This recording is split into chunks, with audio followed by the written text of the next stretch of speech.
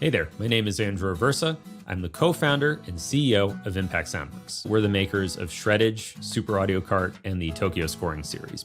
So Impact Soundworks started technically back in 2007 before I became involved. My good friend at the time, Will Roget, had produced a library, very guerrilla style, in a small space using some everyday objects, and it was called Impact Steel. And he was selling that under the name Impact Soundworks just through his sort of personal site. Now, what impressed me so much about this library was that at the time, it wasn't a given that any specific sample library would be particularly deeply sampled with dynamics and round robins and different articulations.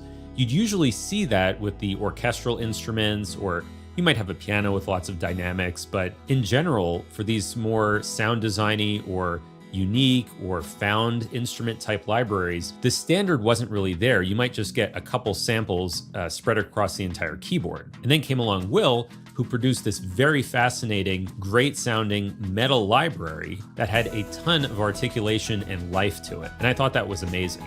And we had been friends for a few years, and we shared a mutual love of video game music. We looked up to the same kind of composers, and we also both loved music technology. So I had noticed at the time that there was a demand for non-Western instruments in some kind of sampled format, and people were saying that they weren't happy with the level of depth of the more popular world libraries of the time. For example, people were asking for Indian instruments like the sitar. Now, you could find a sampled sitar, but you might literally just have 8 samples spread across the entire keyboard, and that was it.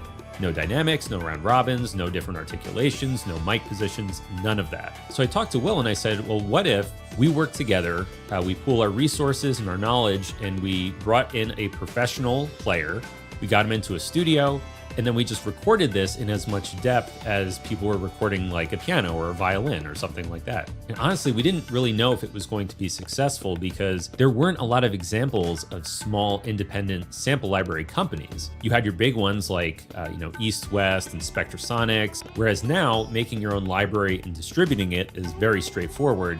Back then, it definitely wasn't. So we had no idea how this was going to do. But we found a player.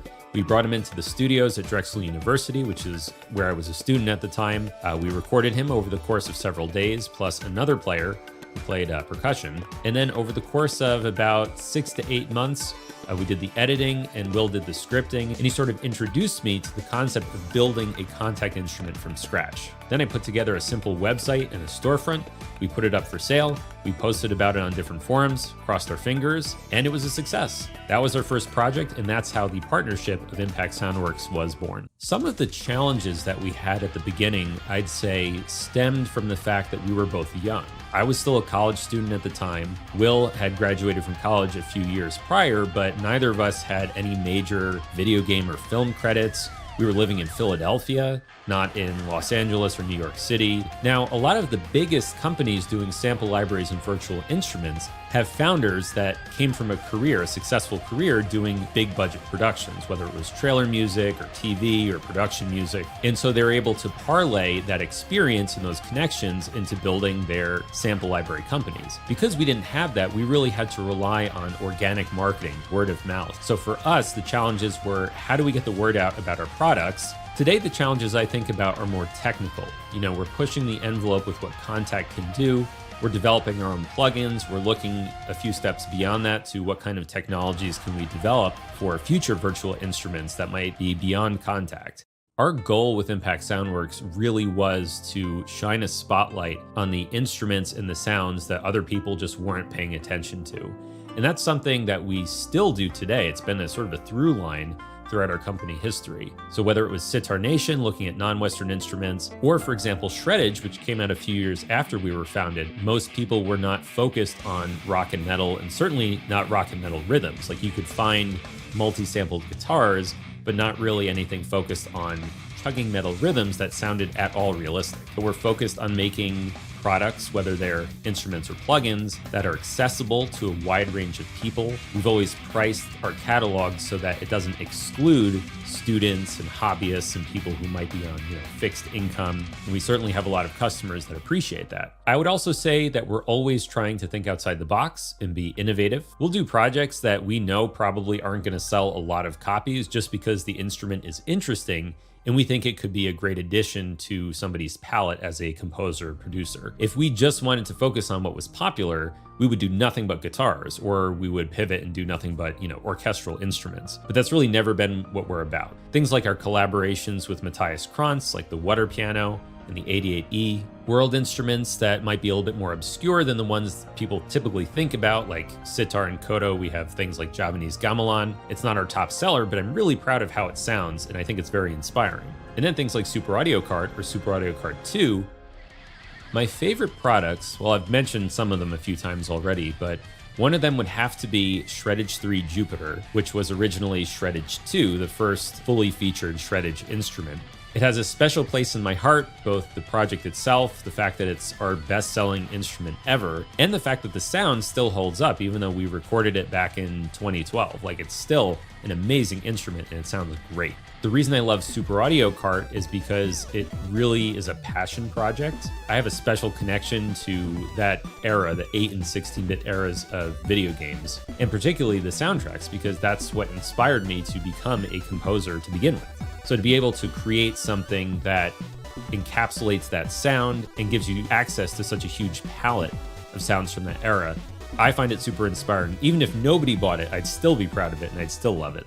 And then the Tokyo Scoring Series is sort of another passion project because, first of all, I have an interest in Japanese video games, Japanese composers, because I grew up playing Japanese video games. But even the modern games today, things like Octopath Traveler 1 and 2, these titles and modern anime and Japanese drama and film soundtracks just have such a unique sound.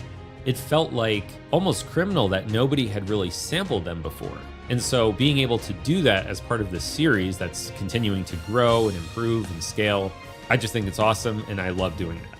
What I'm most proud of with Impact Soundworks would probably be just the positive impact that we've had on musicians who are not professionals. We certainly have a huge number of professional users going all the way up to the top, film and TV and game composers. But while I'm proud of those things, what really is meaningful to me is when somebody sends an email like, hey, I'm a musician, I've been disabled for 10 years. I used to be a guitarist and I haven't been able to play guitar, but because of your Shreddage instruments, I'm able to write and produce music again. Things like that are really meaningful to me. If you're a professional writing, these major soundtracks, right, you have 100, 1,000 sample libraries.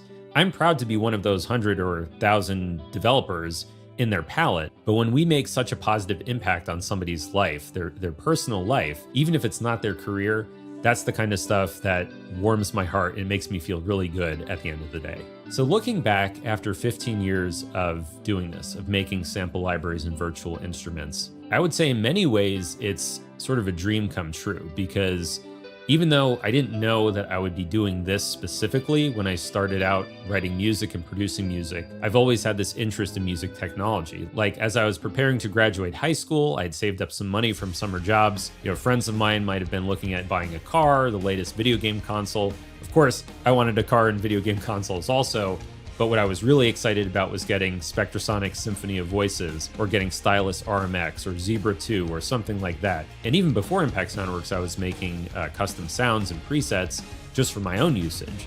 So to be able to do this kind of thing, to be involved with music technology, to make interesting products, to work with people that are brilliant programmers and engineers and audio editors, that's something that's it is a ton of fun. When it comes to the future of Impact Soundworks, I think of three things. One is lots of new and interesting recording projects. For example, Super Audio Cart 2, the work we're doing there with reproducing Nintendo 64 and PlayStation style sounds. I find that really exciting, really interesting. I want to absolutely nail that. I think of guitars and basses that people have been clamoring for, stuff in the 9-string territory or super low tune basses. That stuff's exciting, being able to deliver on what people really want. And of course, the Tokyo Scoring Series, we've got at least 3 more libraries planned in that series. I really look forward to all of that on the recording side. Now, the second area that is a goal is basically expanding the kind of plugins that we're creating.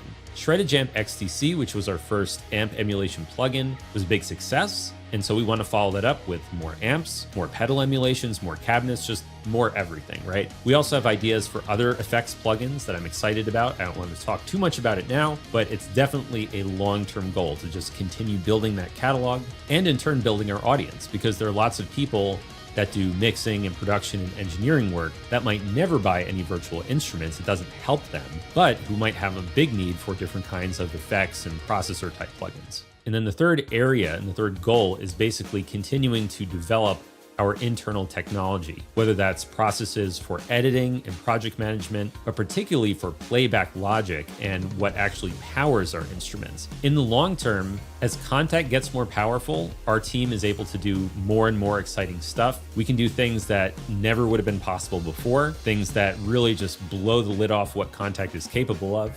There's always the possibility that we develop our own playback technology. It's not to say that we'd ever give up Kontakt completely, but if we're able to continue developing our internal tools and frameworks, it's something where we could take what we've developed for Kontakt, port it to a different platform, and expand beyond what Kontakt is capable of. So that's an area I'm really excited about. It's a goal to be able to do that and continue serving as many composers and musicians as possible.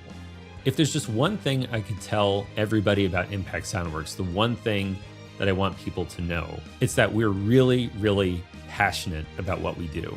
The people that work at Impact Soundworks are the kind of people, myself included, that get excited in the middle of the night about a concept for a new legato. We're the kind of people that get super excited when we see a new means of processing retro samples. We love diving into this nerdy stuff, the process of making sounds and making plugins, and we're passionate about it. I think I speak for everybody when I say it's not just a job for us, it's something that we deeply care about as composers and producers ourselves. When we're excited about the way we're doing something, we like to share the how and the why we're doing things. We like to give people a look behind the scenes. And if we ever get criticism or if there are ever bugs or problems, we like to address those things honestly. Tell people why something is the way it is, or how we're going to include their feedback in the next update or the next product release. That kind of relationship with our customers comes from a place of passion and authenticity.